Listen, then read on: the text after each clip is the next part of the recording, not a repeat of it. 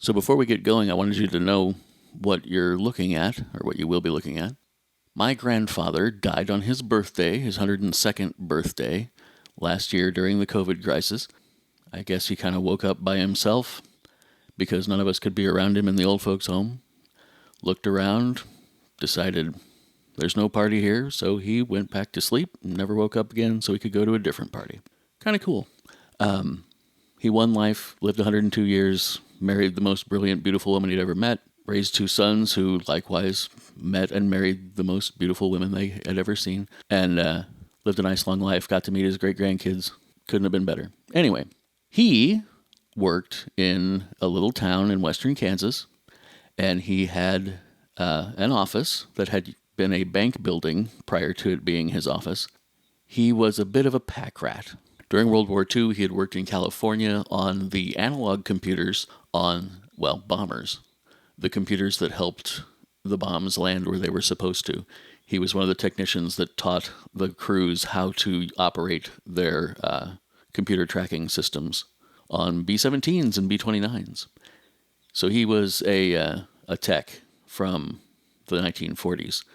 He has all of the equipment that you would ever require to repair any tube-type device you could ever create.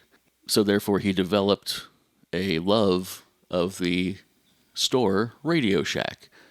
Because originally, Radio Shack was where you would go to buy tubes to fix your broken whatever. Whatever tube-type thing you have, you could buy the bits to fix it at Radio Shack. So in the 80s, in the 70s, I should say, when Radio Shack started making and selling computers, Grandpa was on board. He was ready to play with home computers instantly.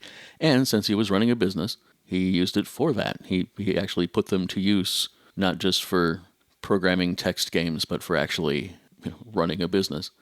So in the basement of my pack rat techie grandpa's office in western Kansas is every computer he ever bought. That's not entirely accurate. All of the old school Radio Shack computers he ever bought are there. And this is a tour of those devices. Now, Grandpa died last year. The office had been kind of semi-abandoned for a few years while he was in the home. But we've been cleaning it out. And in the process of cleaning it out, we've made an enormous mess.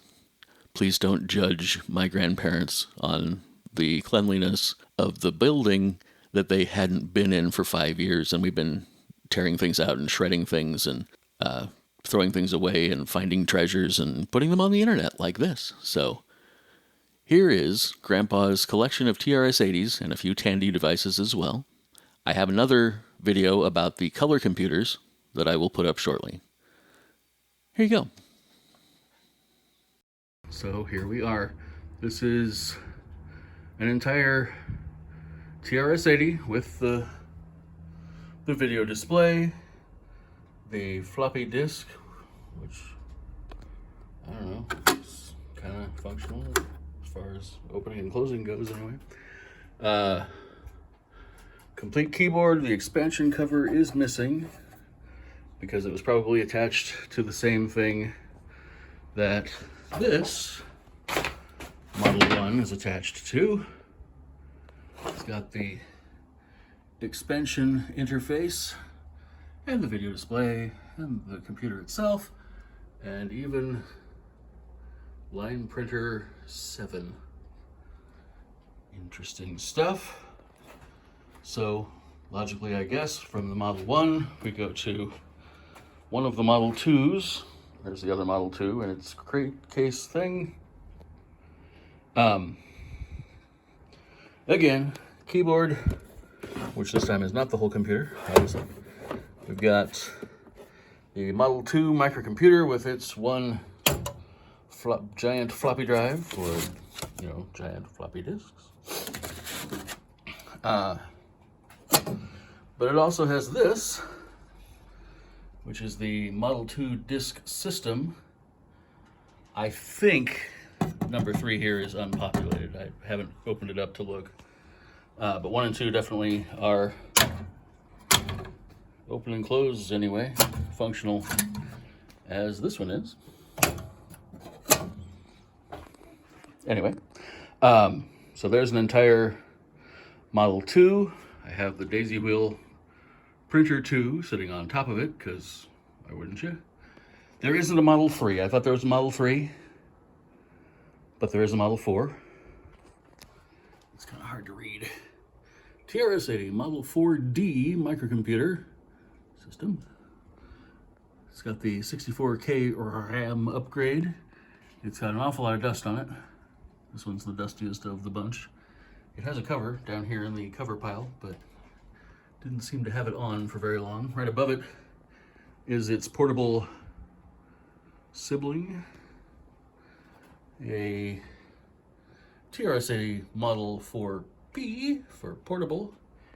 It doesn't say on the outside what kind of memory it's got in it. Once again, my function test for floppy drives indicates that they do open and close. Let's see, there is another Daisy Wheel printer downstairs. These speakers don't actually match, but I thought they were kind of cool because they've got the Radio Shack logo on them. Let's see, we got a box of software that I think I stuck under a desk or something around here somewhere. Oh well, there's a box of software for these, and that's the Trash 80 room. I'll see you downstairs.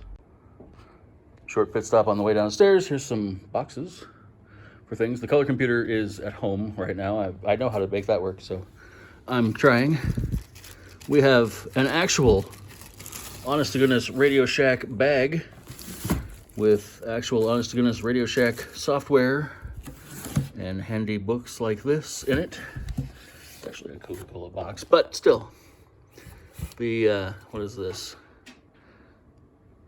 Type word processor, Scripsit, on cassette.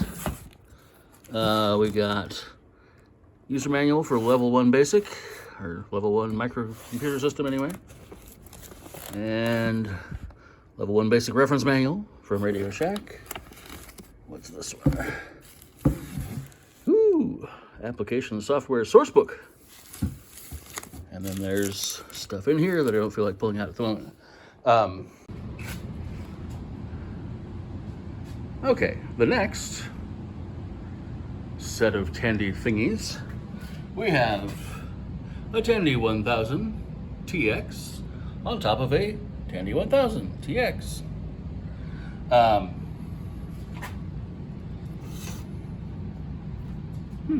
Don't know. On top of them lives a RGB color monitor, high resolution color monitor. Is that CM11? I'll show you the back of that with keyboard and mouse. What do we have here? There's the back of the Monitorb. There's the 1TX. There's the other TX. It's like a modem in that one. Wow.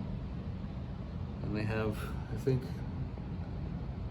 what is that? Stereo audio? Wow. Or is it video audio? Video audio, okay. And regular monitor out. Serial, which is being turned into a PS2 there. A printer hole, oh yeah, there's a card end in there. This is not part of it. Cool old scanner. But over here, a 4020 SX under a Tandy VGM 200. I'm not going to show you the back of those because they're hard to get to. There's a pair of realistic speakers. Realistically being realistic. Actual Tandy keyboard without an option button. So there you go. I think that might be it. Let me check one more little space to see if there's any more, and then we'll call it good. So just for fun, here's another TRS-80 accessory. It's a Gorilla Banana printer. I don't know what the insides of it really are, but there's that. We got a few of these word processor type thingies hanging about, but of possible interest to more than 3 people. Here's a nice personal computer graphics. Yeah, personal computer display. IBM 5151.